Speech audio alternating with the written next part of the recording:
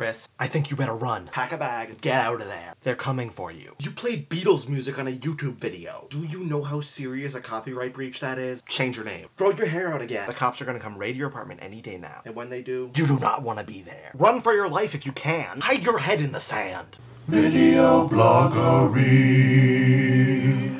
So, Chris, I see you've been enjoying post-apocalyptic films in which machines have subjugated the human race. Well, one such film has been on my mind recently. Disney Pixar's Cars. The movie is absolutely terrifying! And nobody but me seems to think so. Now, Chris, I suspect you might already have heard parts of this tirade from me in the past, but I'm sure that some of our viewers haven't. All two of them. Seriously though, this movie is rather scary. Everything about the world of Cars, including the cars themselves, is clearly designed for and by human beings. But there is not a single human being in the film. There are flashbacks to actual American history, specifically involving Route 66, but the humans aren't involved. It's all sentient cars. They've rewritten history, and human beings are not a part of it. So where are the human beings? Well, I used to assume that they had all been killed off in a war with the cars, after the cars had become intelligent enough to rebel. But as I've thought more about it, it's occurred to me, maybe they're not dead after all. Maybe they're trapped inside the cars. But what are the cars doing with the humans? What purpose do they serve? The cars clearly don't need to be driven, because they're moved by their own will. Nor do they need humans as batteries like in the Matrix. They're powered by gasoline, as we know. No, the reason the cars need the human beings is for hardware. Clearly the humans have all been hollowed out into empty husks. Alive, but brain dead. Because of this, the cars are able to use the brains and the central nervous systems, basically as a CPU, a piece of hardware in which their AI software can reside. It's obvious. There's no way that movie makes any sense at all, unless you assume that there's been a conflict between the humans and the cars, and that the cars have won.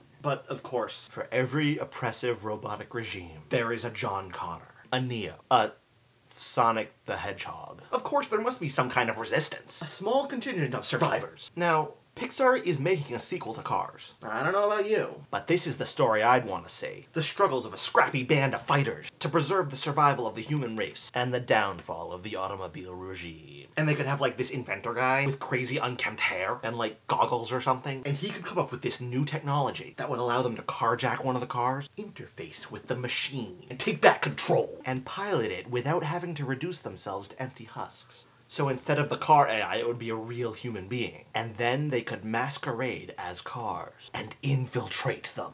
And then they could like lead a bunch of humans into the stronghold using the ever-popular Wookiee prisoner gambit, which would lead to a climactic battle. No, I don't know about you, but I think Pixar is unlikely to use my idea.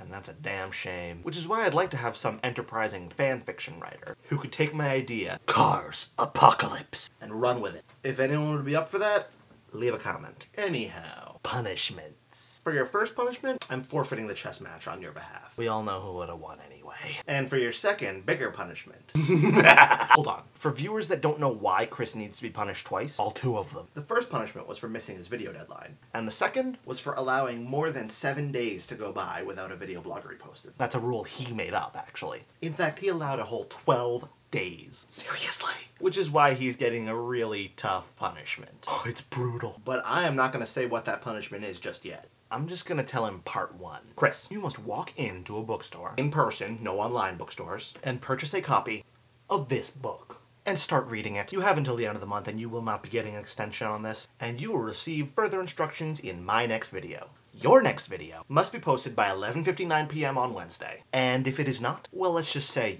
you'd better add New Moon by the same author to your shopping list. Have a nice breakfast.